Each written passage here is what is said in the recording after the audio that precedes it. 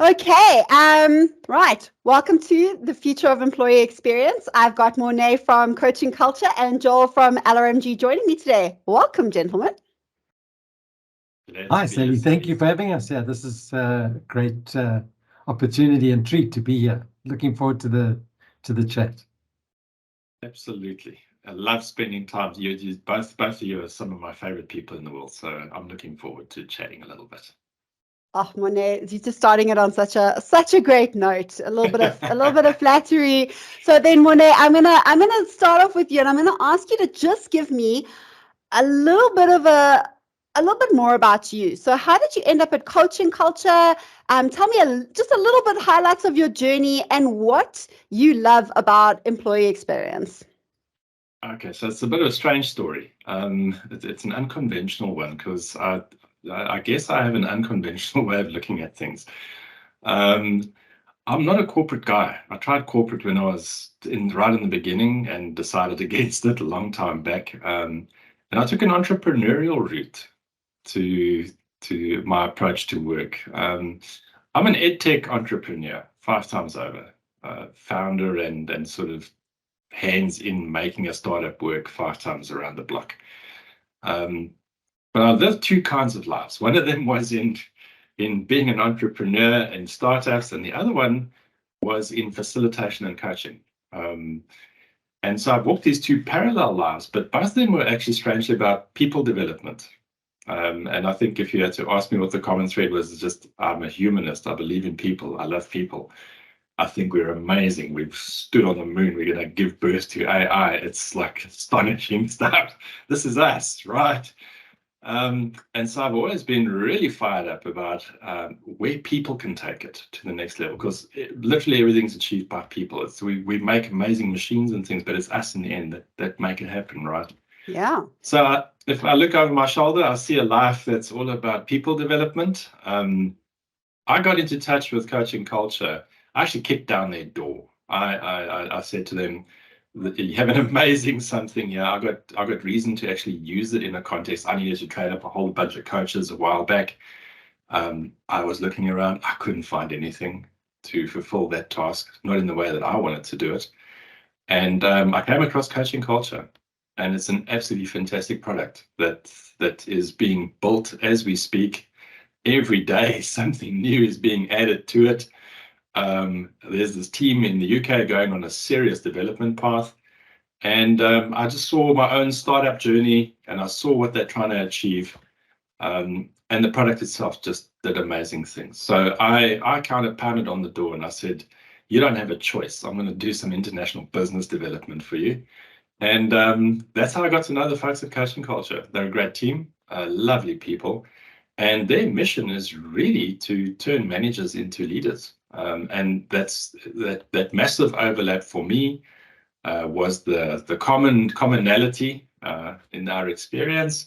And I'm all for that. So that's my mission too. And I think it's such a privilege to work with partners like Joel in bringing this to the workplace, humanizing the workplace and turning managers into leaders. So that's me. What I like about the employee experience space is that people are paying attention to it, Sally. Yeah. You know, if you look at where we came from in the industrialization of our workplaces, that gave rise to Marxism, because how badly people were being treated in the first wave of industrialization. In the modern workplace, the fact that someone's actually defined employee experience, given it a label, and suddenly we're paying attention to it and actually measuring what is the experience of the internal customer, the employee in our organization, right? Yeah. And how does that experience impact their whole willingness to contribute and to join our team? That's what I love. It shines a light on this aspect of our work environment. We spend so much time in our work environments. It should be brilliant when we do, and companies are paying attention to it. So it's that piece, that recognition of the humanity in our workplace that speaks to me on the employee experience side. So before I talk too much longer, I'm just going to hand it over to Joel. I'm going to carry on going if you don't stop me. Okay, so yeah, slightly different journey to Morne, but started out in IT back in the 90s and found my way into training and development and coaching people, taking people through transformational workshops for a couple of years down in KwaZulu-Natal, and then coming back to IT because I wanted to marry the two together, and ended up in e-learning and learning and development. And I think just like Morne, my passion is about people. I then took a slight segue and a detour into the environmental stuff, and I started a renewable energy company for a couple of years, building making electricity from cow dung and things like that. It was really interesting, making compost. So yeah, there was an interesting segue and an interesting journey out that way. But came back to my passion of developing people, and back into this world. And then yeah, from a coaching culture perspective, when Morne was training up coaches, I put up my hand to be trained as a coach because, hey, Morne's putting up his hand. I mean, I don't care what it is, I'm there, you know. And because that's how I met Morne, was through his facilitation work back Okay. almost 20 years ago. So yeah, there's always been this passion, this commonality between us. And when he said, "Yeah, I'm training up coaches," it's like, oh, I'm in. And then we said, "Well, now I'm going to take this to the international market." I've, as you said, knocked on coaching culture's door, banged on their door. More so is probably more accurate. I said, "Well, you know what? If we're looking for international partners, you know, LRMG, I'm putting up LRMG's hand. I'll ask forgiveness later.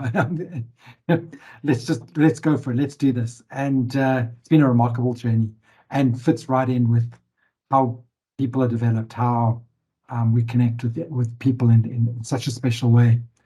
And for me, the love of employee experience, I think Morne's hit it quite nicely in that it is about lifting up a concept that needed to be lifted up. And the employee experience really is about what are those touch points of engagement. And from my IT background, right the way from recruitment to onboarding to learning and development to performance management, and we'll talk about that, I suppose, under the coaching banner, but performance, succession planning, what is that experience like? What is that developmental journey like? And creating that experience of, do I want to stay here? Do I feel like I belong here? And creating a science around that is what I love about that, so that it becomes tangible. And when it becomes tangible, then you can actually pull the different levers and make changes to improve where improvements need to be made. Yeah, absolutely. I mean, there's obviously the common thread between you of the human experience, and I dare say a slight rebellious streak, which I've, the bashing down the door, the asking for forgiveness later, and maybe we'll touch on that later. But now, I've got a couple of questions, and I know that you're both subject matter experts. So I am going to pose a question and ask one of you to take it and give me an opinion on that. And you can duke it out as to who answers the question. But I think kicking off, I mean, coaching, employee experience space, it's everywhere. We're talking about leader as coach. We're looking at the expectations around line managers, where it's in every conversation. And we're saying, how can leaders step up? How can they be intentional about introducing coaching into a business? I mean, how do you see this happening? How does it impact the employee experience? Again, that's like 3 questions in one, but who wants to take a run at that? Yeah, I'm happy to if you want. I think that where you're starting now, and you spoke about managers and leaders, is a really good place to start. And managers have a specific role. And Morne, we actually having a great discussion around this the other day.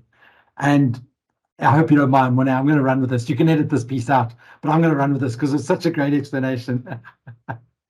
So managers are responsible for resources, and they have a task to manage resources, whether it's the desk that you sit at, to the computer that you work on, to the machine that you work on, and they manage those resources.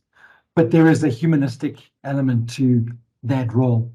And this is where the transformation from manager of resources and even human resources, and we call human resources, a department of managing resources, and we're not resources, we're human beings. Yeah. And when we take people into that world of coaching and we start to coach and we start to give managers the ability to coach, we start to transform the way they engage with their teams, and they start to step into the role of leader. They start to step into the role of being able to transform the lives of the people that report into them. And I often think of Simon Sinek's comment. He says, being a manager is not about being in charge. It's about being responsible for those in your charge. Yeah. And it's about changing that mindset and behavior from command and control of resources to having a humanistic conversation, asking questions rather than telling people what to do. So it's a different way of engaging, and it elevates the importance of the people in the team, what we call resources, but elevating the importance of human beings into a relationship where they can feel safe to contribute, where they can feel safe to grow and learn, and they know that their well-being is taken care of through the person that is responsible for them and is leading them. Yeah, absolutely. And Morne, I mean, when we look at that and we say, people are now, they change in the way that they respond back to this new approach. What are you seeing in that space? How does that impact the way that the employee then no longer sees himself as a resource, but a person who's valued and seen? How does that impact? Basically, it's the dividing line between compliance and discretionary effort. A lot of environments are compliance driven, and it's totally understandable. We all got a lot of pressure on us, but honestly, people don't thrive in environments where they're asked to comply with the rules and the regulations that are put there. They want to be seen as people. Yeah. And when you introduce the human element, when you invite the human into the workplace, what you're inviting is engagement, contribution, a sense of purpose. People understand that they are more than just a battery that will be swapped out once it's depleted, but that there's a development path, that they are valued as a contributor to the organization and not as a resource to the organization to be exploited, extracted, and depleted. And in essence, that changes the way in which they experience their work environments. It changes the way in which people experience their leaders, it goes from how you experience your managers. I don't know how any of you like to be managed. I don't like to be managed, but I don't mind a good leader. And so it switches them from resources being managed into people that are being led and inspired. Yeah. And, that change is actually, it's amazing how that can impact the bottom line. It's amazing how it can impact the strategy and direction of the business or the organization that they are part of. It liberates and unleashes energy. It allows people to invest their attention and their engagement in their workplace because they see it as worthwhile, because it's something that they have a say in, that they can help shape, that they can help drive forward. And so I would say that organizations that are looking at coaching are the organizations, Sally, that they've realized that where the next growth opportunity is. They've realized that a better strategy, more training and more capability isn't actually going to move the needle. That really where the big opportunity lies is creating the kind of culture that enables execution of that strategy, that can wield that capability and make it happen. And that's why they bring coaching in, and where coaching is deployed in the right way, and I need to stress that, in the right way, because sometimes coaching can be used in the wrong way, and I think that's going to create a little bit of stigma, and we can chat about that a little bit later. But where it's deployed in the right way, with the right intentions, what you unleash is human creativity and effort and energy.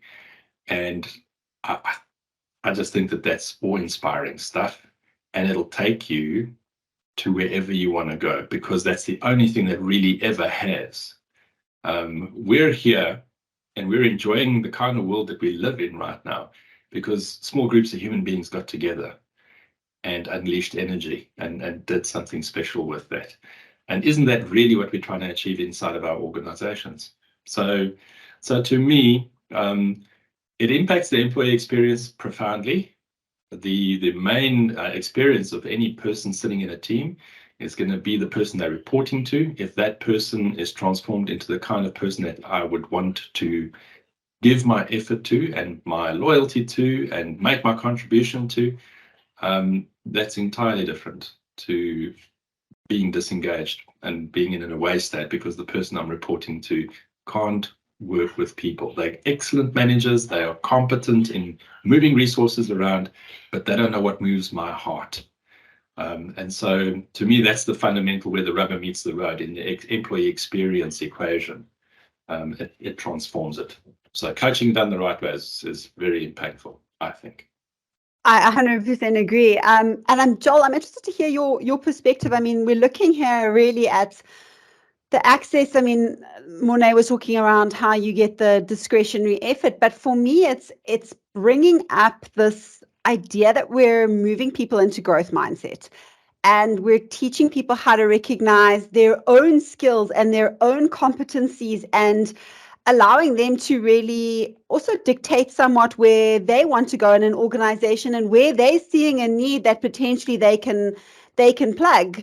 And I mean, the impact on this in an organization and in a world that's so fraught with change at the moment. I mean, what do you see as the big advantages for businesses there? So I think if you start moving people from an extrinsic to an intrinsic values, and you start to lift up their ability to feel the reward of contribution internally, they start to feel fulfilled, they start to feel happy. And that's when they start to apply that willingness for discretionary effort. And when companies are engaging with their teams like this, and team leaders are engaging with the individuals in their teams like this, you start to tap into collective intelligence. So 1 + 1 = 3. So now you're creating a space for people to bounce ideas off each other and add on to what other people are saying, because it's okay to put forward an idea that somebody else might enhance because they've got something to add to that. And you're inviting that into the conversation. And as you grow that, the ideas and the innovation and the inspiration start to come into the way that we do things. This becomes part of the culture, this is how we work in this organization.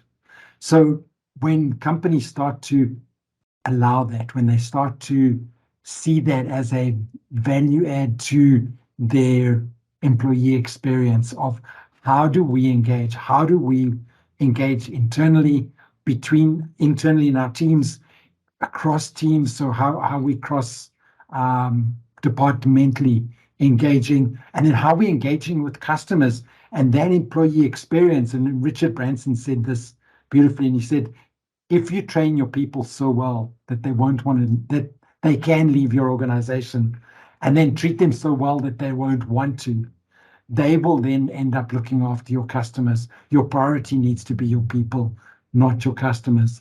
Yeah. And if a CEO is telling you that his priority is bottom line, if his priority is customers, he's not focused in the right place for what people are looking for today.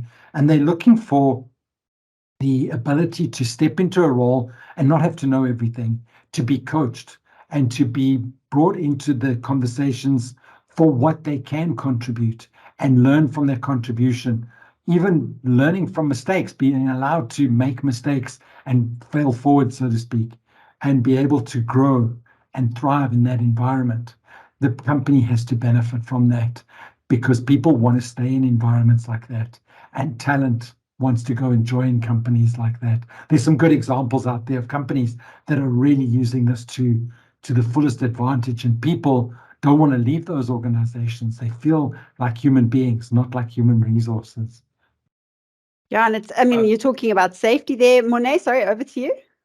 Yeah. So I wanted to add, tack something onto what Joel just said there, and maybe fully focus on one more concept, is that there is some kind of social contract. It's not explicitly stated, but But the social contract between people agreeing to work for an organization, it's a voluntary thing. They choose who they work for. I know that in tough economic times, tight labor markets makes it a little bit more difficult. High unemployment creates certain pressures on people.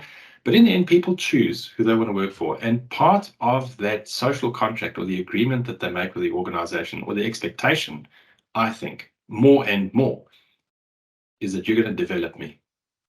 Yeah. The organization is going to develop me. You are going to help me become more than what I am coming into this organization. And if I had two organizations to choose from, to take my skill set to make my contribution to, the one that offers me a pathway to becoming more than who I am coming in, that I can become more skilled, more valuable, more capable, that organization is going to have my attention in the beginning and my loyalty later. And it's my experience while I'm with that company that speaks to the employee experience. But this is decision making before that employee experience, right? And it's to me that's the important part. If a company has taken a coaching culture on board, they're signaling to the people that are making the decision to come and work for them that development is part of your package of what you're going to get back from us in exchange for your contribution. And that might not be reflected on the salary slip, but it counts. It counts huge, because we're living in a day and age where things are changing so fast. All of us realize that we're going to have to carry on learning. We're going to have to be lifelong learners. We're going to have to keep developing until we retire one day. And companies being part of that, companies saying, we've got a coaching culture, we're going to develop you, we're going to develop your capability, we might even develop your leadership inside of our organization. That's very attractive. So in terms of talent acquisition and talent retention, I think that plays an enormous role. And I just wanted to highlight that because Joel touched on it, but I thought it's something worth focusing on a little bit further. If I may, Sally, I want to add something onto that, because it sparked an idea for me that during my journey of development and working together with people under a coaching culture in an environment, an enabling environment where my contribution is valued, what happens when I'm starting to think about leaving? I'm coming towards the end of my career. How many times have we had conversations with organizations today to say, people are retiring and all this knowledge is walking out the door, all this information, all this experience is leaving the company when they do, and we're having to start again. If we're creating a coaching culture, we start to share that knowledge and that experience, that information, simply in the way that we're engaging, so that when that person leaves the organization, same way that when I entered the organization, I'm better off leaving, I get to leave the organization better than I found it, by leaving this knowledge and experience within the organization. I suppose like the All Blacks, I leave the jersey in a better place than I found it as I exit. Right, and if you've got coaching capability, you're actually nurturing leadership under you. You're developing people. I think that's the point. It's the focus on developing people so that for succession, there are 3 or 4 people that can stick up their hand and make the journey and fill the hole that'll be left if I leave the organization. Now imagine the kind of organization that has that inherently built into their capability. There's 3 or 4 people that can actually step up and do it, and they've been nurtured and they've been developed to be able to take on that role. What happens to that kind of organization, and what kind of capability can they bring to bear on the marketplace and for their customers? I think it's just astonishing stuff. Yeah, it's very interesting. Sorry, Sally, I'm going to add something else onto that. What an amazing employee what an amazing employee experience that if I'm in that team and I'm being developed and I'm being coached and I am on a developmental path, I don't need the promotion to validate my worth in the organization. So I'm part of the team, and if one person rises to lead that team, they didn't do better than me. They just taking on the role of being responsible for me. So it's a different mindset, and I'm not being left behind. I'm being carried forward in that team to better and greater things. No, it's super interesting, and then that actually leads on to what I wanted to say earlier, was around Well, two things actually. I do a lot of talks, as you know, on women in the workplace, female empowerment, and we do a lot of talks around this. And one of the big areas that's often missing in an organization when we look specifically at this is women in business development programs are generally aimed at a very specific age group. They're generally considered to be quite the sort of young junior to mid-career entry, and that is where all the development programs are focused on. Now, there's a huge case to be made for the wisdom and coaching ability of women that are returning to the workforce, that are coming back in, or perhaps never left, but had different priorities in their lives for a period of time, and are now coming back in to nurture, to grow, to refocus on their careers, and to add that wisdom back into the organization. Now, for me to come back to an organization, or to look at that, a coaching culture where I can bring my experience, my worth to grow and nurture other people, is definitely going to be an organization that I will consider moving to, because they recognize my worth and they have a program where I will be fully utilized, even though I'm perhaps more towards the end of my career in the organization. And from an EVP perspective, or employee value proposition, which is a big amount of the work that Talk does, we look as one of the main pillars that we say you've got to build into your EVP is growth and development. It's not learning and teaching, it's growth and development. And that is looking at the opportunities that organization offers me, as you say, to attract, retain, and involve employees in the organization. And I think that that's such a missed opportunity for so many organizations to say, how am I even attracting people later in their careers that can bring this coaching and this wisdom into my organization? Am I targeting them? Am I trying? I think it's an interesting thought. I love it, Sally, and you've actually given words to something that I personally haven't considered, because I'm a guy, right? And I love it when I get my brain extended into areas that I don't normally think about.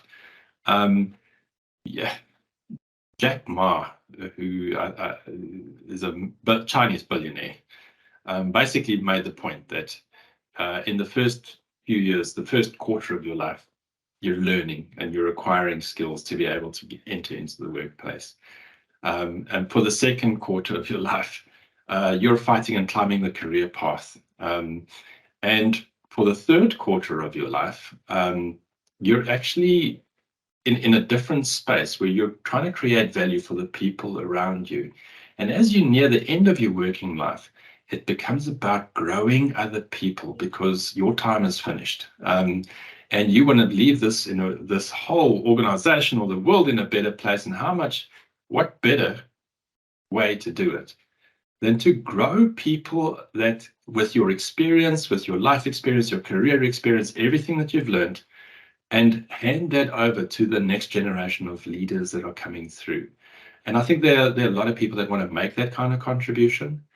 And what you speak to, the humanist inside me loves what you said. There's a bit of an idealist that just doesn't die inside of me. The world's tried, but I can't manage it. And I think that you're speaking to that sense of leaving a legacy. And that coaching is actually a bit of a pathway to that. If you learn how to coach, you can actually develop people. It's incredibly satisfying. It's wonderful for the people that are being developed. There's just really wins all around. And so it facilitates what it is that you were talking about there, Sally. So thank you for mentioning that. You've given me something to think about. And I want to ask Joel a question on this, just off the back of this. Joel, do you think that in this example, that it could actually be a bit of an antidote to, of course, and now I've completely, imposter syndrome, just completely left my mind. Do you think that by going through coaching and actually being able to recognize in yourself that you have this value to give and impart, and that you can become a coach? Because I'm again speaking from women in business, imposter syndrome comes up the whole time as one of the number one things that women in business have to overcome after cash flow. So it's definitely something. So, I mean, do you think this could be a way? Imposter syndrome is one of those things that is very prevalent. And I don't think it's just in women, but it is very prevalent that there are people that... Yeah, men just hide it better. men, that, we don't want to admit it. We're too scared to admit it, right? So that whole idea that if somebody is coaching me and the value of my knowledge, my wisdom, my inspiration, my innovation, if that is being drawn out in conversations and people are saying, thank you for your contribution, how can I ever be an imposter? How can I ever feel like an imposter? And I think that we create imposter syndrome by the way we treat people, Yes. by the way we treat them as resources, because we don't invite them into the room, into the conversation for what they can contribute. We go and we manage them for their output. And very narrow. They sit there with all this knowledge, information going, if you don't think it's valuable, then maybe I don't know what I'm doing. Maybe I'm not worth the time to explore. And if I'm coming back into a career later in towards my retirement, and I've got this wealth of knowledge, and you're not sitting there asking me questions about what I think and what I can contribute and how I see things. And if you're not tapping into that, I'm going to sit there and detach and disengage, because if I feel maybe like I'm an imposter, because hey, if I've got all this information, you don't want it, then maybe it's just not valuable. Yeah. Now, Joel, you're talking about the discretionary effort there, and what people will withhold because it's not valued, right? And you're not going to know if it's valued unless you have the conversation. And coaching creates the context for the conversation. In fact, it catalyzes the conversation around that. So team leaders get to know about things about their team that they would never have known if they hadn't actively coached these people, and they don't know what the is that people can make. And quite honestly, if you are only being measured on a very narrow range of outputs, and nothing else, is the organization, your leader is interested in nothing. Well, your manager, leaders won't do that, but managers would. Your manager's only interested in this narrow range of output. You get the message that pretty much the rest of your great ideas are not welcome. And I think it would feed into that imposter syndrome, is to say, well, good, I'll do what I do here, and my discretionary effort I'll keep for myself. I'll go get a hobby or start a business part-time or something, but it's not welcome here. And coaching actually counteracts that, Sally. I think you've spotted it. In a way, you're inviting the whole person in. And you're actually saying, what else? What fires you up? What do you want to have happen here? And what are you willing to do to make that happen? That's inviting that discretionary effort in. And I think people are very sure of their own experiences and what they can contribute. So they feel confident when they do that, when they contribute from their own experience, their own mental maps. They know what the expectation is. They know they look at volunteerism. Sorry, I know I'm rambling a little bit here, but there are places where people volunteer. They don't get paid, they volunteer. Yeah. What are those places doing differently to organizations that pay huge amounts of money and get just what is they ask for and nothing more? Yeah, a little What's purpose, a going little on? thank you. Yeah, a little bit of interest. And I guarantee you that the volunteers get asked what they'd like to do. How would you like to make a contribution? Over and above what we need from you, how would you like to make a contribution? And the organization is interested in receiving that contribution, and creating a platform for that to be actualized. So I guess coaching feeds into this whole picture in that way. Coaching is inviting that kind of contribution into the workplace. I've never thought about it like that before, but that is a really great point. I will be using it. I'm not paying you commission. I'm putting that on there. But no, I blame you for these wonderful thoughts we're having. So Joel, off the back of that then, how do you think this impacts like a culture of people speaking up, not only from sharing ideas, but also creating a little bit more transparency in an organization? you're talking about psychological safety here, really, and the different aspects of psychological safety, where if you're coaching individuals and you're performance coaching them, not performance managing them, right? So there's a different concept here, and you're coaching them for high performance. And part of that coaching is, tell me your struggles. Part of that coaching is, how would you like to do this? And be given the space to completely fail, to go, oh, okay, that doesn't work, right? People are going to start volunteering in those terms, going to start volunteering their ideas and their willingness to engage. And it's interesting from a neuroscience perspective, the brain actually you start to use different parts of the brain when this happens.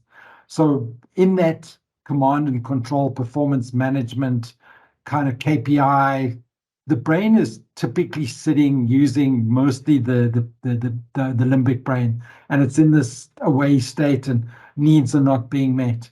But if you get somebody to engage and you get them to feel the rewards of dopamine or whatever the chemical is that happens, and they start to feel those rewards of engagement, then yes, absolutely, this is what starts to happen. You have to feel like I'm valued for this, and you have to feel like this is worth the risk of putting my hand up to say, I want to contribute. I want to challenge leadership and say, I think there's a better way of doing this without being shut down or shot down in flames for challenging the status quo, so to speak. That's invited, that the behavior and the mindset is different. I think you spoke about this earlier.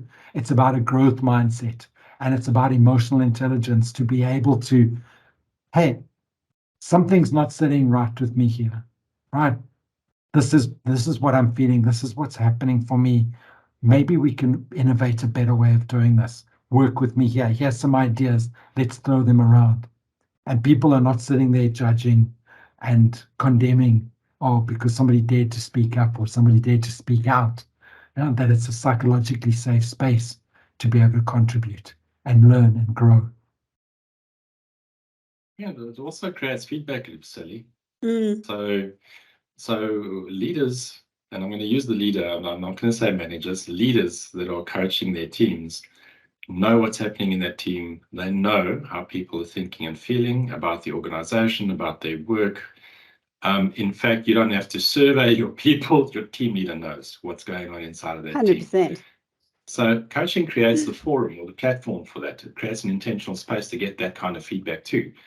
And so the organization is much more sensitive and finely tuned to the employee experience as it's happening in real time than a survey conducted every 6 months or 12 months later. Ooh, don't get me started. So what a beautiful document. Love it. Yeah, so it puts team leaders in touch with their teams, and they can feed that back up to the top structures of the organization. And especially if there's a coaching culture that's been established from the top down, it means that kind of feedback is welcomed, it's acted upon, and the organization can pivot quickly where they realize that they might be making a mistake and actually putting some of their people into an away state. And HR might be able to tell you what it'll cost the organization in terms of money, pure monetary terms of the salaries of the people that are disengaged, versus having those people actually engaged and giving, contributing, and producing effort on behalf of the company. That's something that is very hard to quantify. We don't normally go through the trouble of quantifying that, but you can ask yourself, what is the cost of not coaching in an organization and enabling that kind of feedback system? If for every employee that is disengaged, what are you losing? Yeah, we're going to have to come up with a new metric of value of lost potential. We'll call it VOLP. And that, but I mean, really, you employ someone based off yes, they meet a need, but ultimately you're employing them for their potential. And to have all that unrealized potential sitting in your business, I mean, honestly, that should actually be on a balance sheet. Because really that is a huge amount of money that you're investing that you're not seeing return on. But now, before we go down that road, I'm going to ask you, Morne, we've talked a lot about coaching and, the positive side of it, but for a lot of organizations, coaching's got a little bit of a stigma attached to it, or a bit of a bad rep in some places. What are your thoughts around that? I think it might be justified, to be honest with you, and it's got to do with the way in which coaching is used. So from an external perspective, if you're using external coaches exclusively to come and consult to the organization, they're expensive. They are not cheap. And it's an unsustainable effort. And you might be able to put it up for a few months at most, but after a while, it's going to run out of steam. And you would have paid a lot of money, invested a lot of money in that. So I think that there's a certain amount of a stigma around using external coaches and the cost factor involved, and the fact that because it's a high cost, it can only be a targeted thing for executive teams and top-end managers. So it tends to be something that's only deployed for a certain number of people, and we love it when the top guys get certain privileges and we don't, right? Everyone loves that. Yeah, best. So I see that as being something. It's seen a little bit elitist, but it's a cost structure issue, having this external, being reliant on an external expertise, consultants really, to come and coach inside of your organization. That's one aspect. So it makes sense for organizations to actually turn this into an internal capability, to actually learn to teach their managers how to coach so that they can turn them into leaders, number one. But number two, it's an internal capability that can be deployed as and when it's needed, anytime, in real time.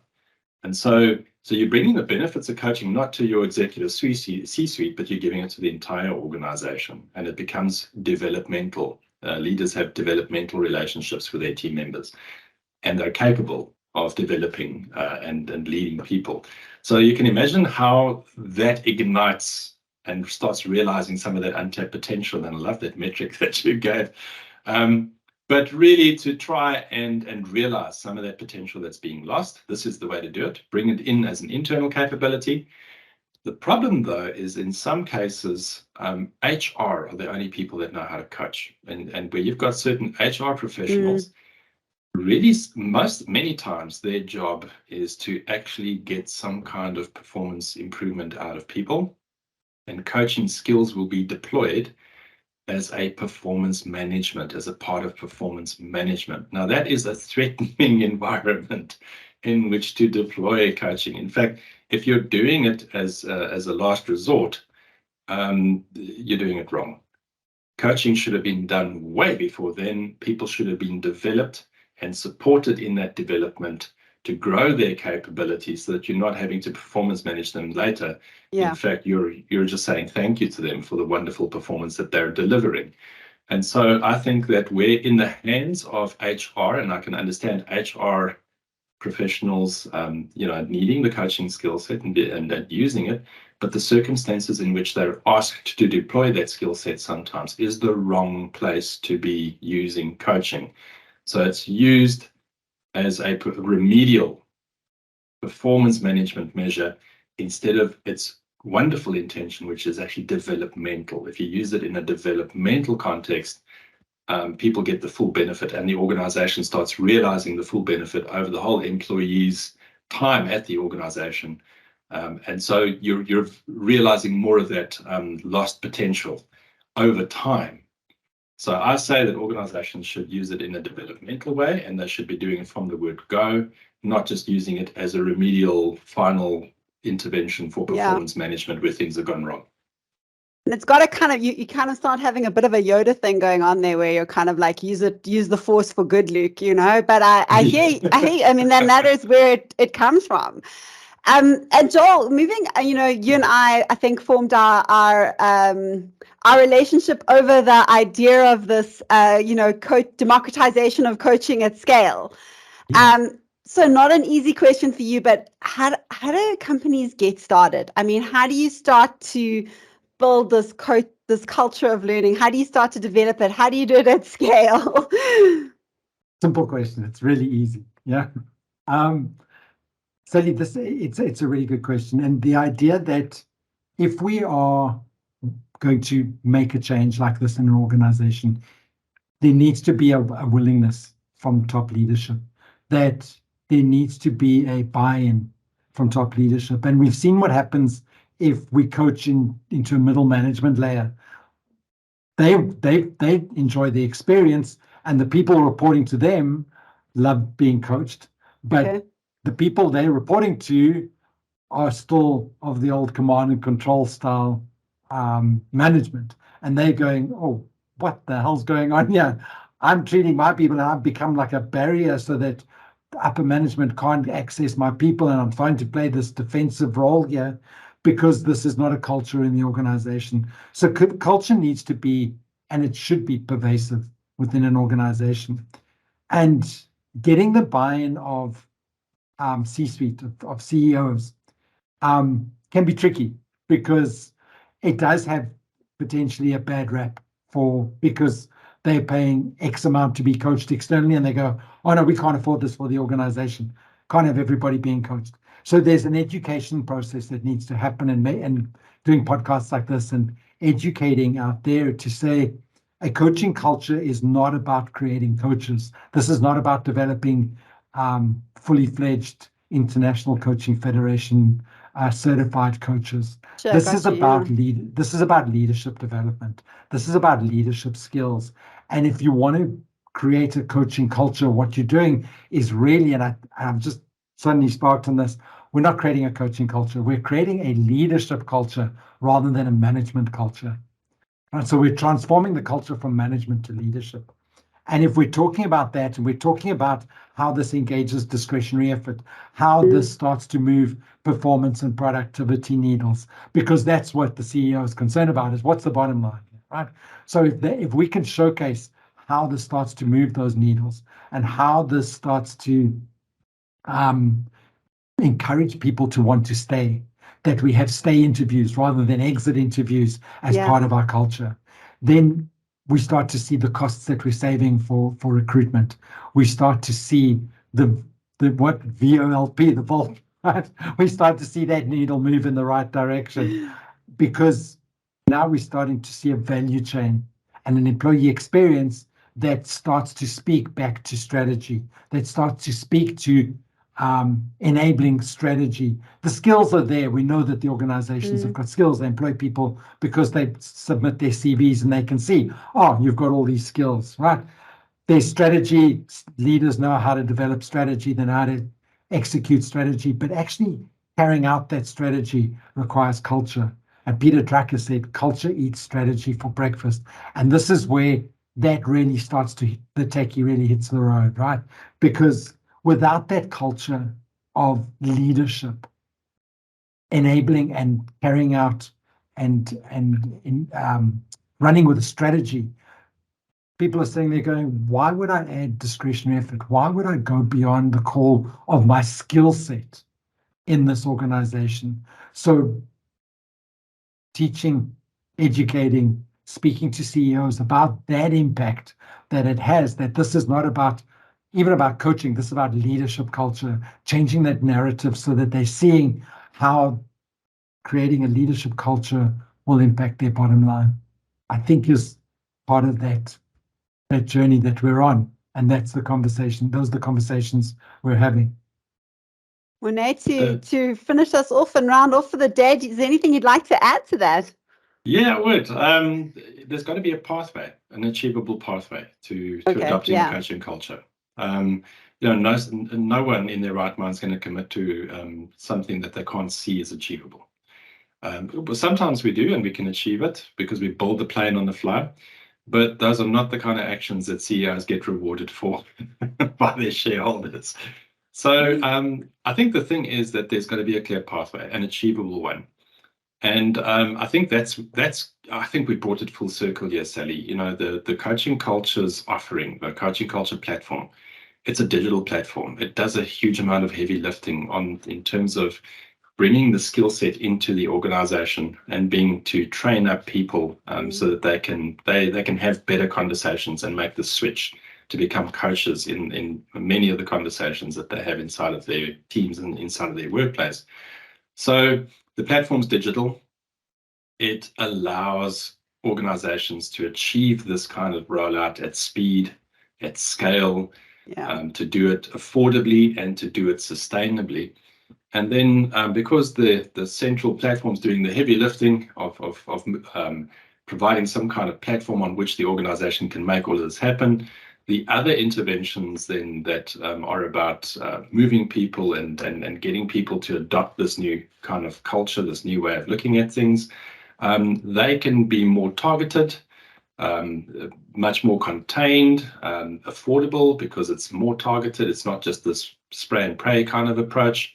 And so what you find is that the success rate also climbs. The ability to make the conversion, to make the jump happen from point A to point B. So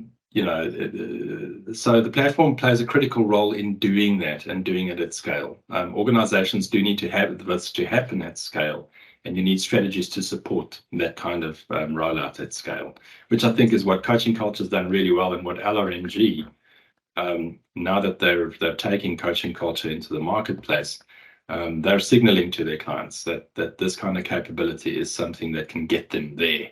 And I believe that it can. It has in the past. There's some wonderful, successful projects, case studies, wonderful track record.